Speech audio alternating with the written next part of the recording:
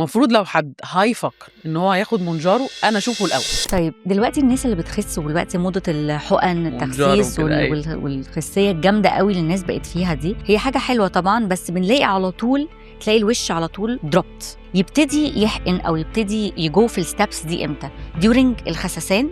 بصي انا شايفه ان الحقن بتاعه المونجارو يعني ما علينا من الفكره دي، التايبس بتاعتهم التايبس دي كلها انا شايفه ان هي نوع من انواع المؤامره على البشريه اصلا، ان انا هدخلك في سايكل انك تخسي، خسسك بسرعه، وشك هيقع، هتيجي عندي هزود البيزنس وخدي اللفه، لان الناس دايما عايزه السهل والسوشيال ميديا خلت الناس تتجنن انها لازم تخس. الناس كلها بقت رفيعه دلوقتي بالظبط.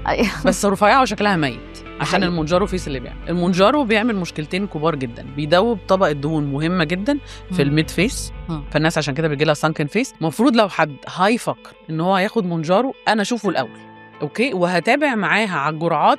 كل ما تغير جرعه او كل ما تخس 5 كيلو. اول حاجه انا ببتدي اعملها مع الناس بتوع المونجارو ان انا اقوي الجلده ذات نفسها عشان تستحمل اللي هيحصل فيها، واول طبقه دهون بتنزل بروح معوضها على طول، تنزل اعوضها، تنزل يعني نبقى ماشيين بارلل لازم. ليه؟ علشان هي تخلص الخسسان. انا عندي واحده نزلت على مونجارو بتاع اكتر من 80 كيلو، she still looks good.